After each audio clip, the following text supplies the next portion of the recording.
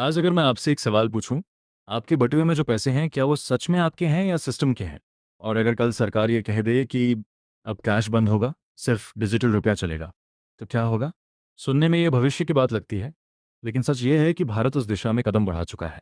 और इस बदलाव का नाम है डिजिटल रुपया, जिसे सेंट्रल बैंक डिजिटल करेंसी यानी सीबीडीसी कहा जाता है। आपने यूपीआई का नाम ज़रूर सुना होगा। आप पेटीएम, फ़ोनपे या गूगल पे जैसे ऐप्स का इस्तेमाल भी करते होंगे, लेकिन डिजिटल रुपया इन सबसे अलग है। ये सिर्फ एक पेमेंट ऐप नहीं है, ये पैसे का एक नया रूप है। अब तक हमारे पास 3 तरह के पैसे थे। पहला, नकद पैसा यानी नोट और सिक्के। दूसरा, बैंक में रखा पैसा। और तीसरा, डिजिटल वॉलेट में रखा पैसा। लेकिन डिजिटल रुपया चौथा रूप है, जो सीधे भारतीय रिजर्व बैंक यानी रिजर्व बैंक ऑफ इंडिया द्वारा जारी किया जाता है, बिल्कुल नकद की तरह, लेकिन डिजिटल रूप में। यानी सरल भाषा में समझे तो आपके मोबाइल में रखा डिजिटल रुपया उतना ही असली होगा जितना आपके हाथ में रखा 500 रुपये का नोट। न इसमें बैंक का जोखिम है, न किसी थर्ड पार्टी ऐप का खतरा। ये सीधे केंद्रीय बैंक का पैसा है।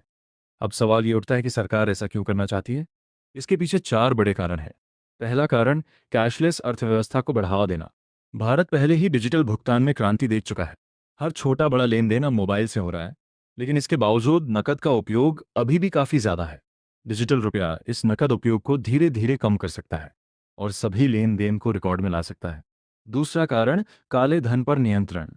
नकद पैसे की सबसे बड़ी समस्या ये है कि उसका कोई रिकॉर्ड नहीं होता, लेकिन डिजिटल रुपए में हर लेन देन दर्ज किया जा सकता है। इससे टैक्स चोरी और अवैध लेन देन पर नियंत्रण आसान हो सकता है।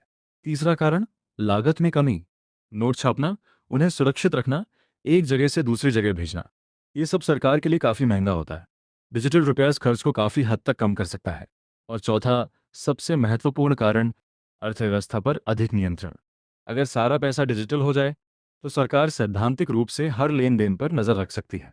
पैसा कहाँ खर्च हो रहा है, किस उद्देश्य के लिए हो रहा है और कितनी तेज़ी से हो रहा है।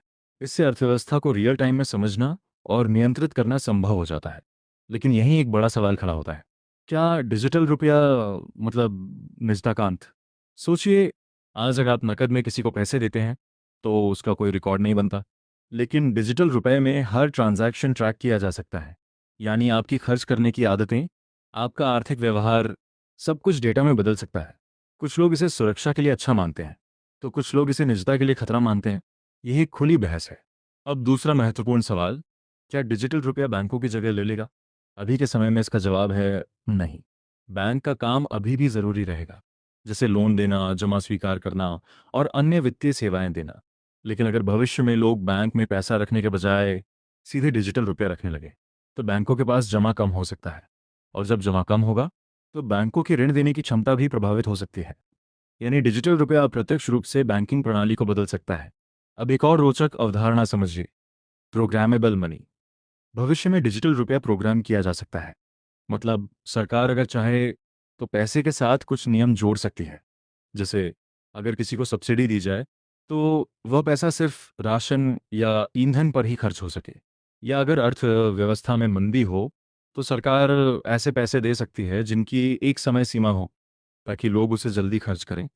ये व्यवस्था बहुत शक्तिशाली भी है और उतनी ही संवेदनशील भी। अब आखिरी सवाल, क्या नकद पूरी तरह खत्म हो जाएगा? निकट भविष्य में नहीं। भारत जैसे देश में, जहां ग्रामीण अर्थव्यवस्था मजबूत है और नकद का उपयोग अभी भी अधिक है, वहां नकद को तुरंत खत्म करना संभव नहीं है। लेकिन लंबे समय में डिजिटल रुपया धीरे धीरे नकद की जगह ले सकता है। ठीक वैसे ही जैसे यूपीआई ने भुगतान के तरीके को बदल दिया। तो अंत में बात बिल्कुल साफ है, डिजिटल रुपया सिर्फ एक तकनीकी बदलाव नहीं है, ये एक आर्थिक क्रांति है। यह पैसे की परिभाषा को बदलने वाला है। यह सरकार को अधिक नियंत्रण देता है और लोगों को सुविधा के साथ साथ निगरानी भी देता है। लेकिन इसके साथ एक जिम्मेदारी आती है, तकनीक और निजता के बीच संतुलन बनाए रखना। आने वाले 5 से 10 साल ये तय करेंगे कि डिजिटल रुपया भारत को एक अत्यधिक कुशल अर्थव्यवस्था बनाता है या एक अत्यधिक निगरानी वाला वित्तीय तंत्र। और हो सकता है कि भविष्य में आपके बटुए में नोट नहीं, सिर्फ एक डिजिटल कोड हो,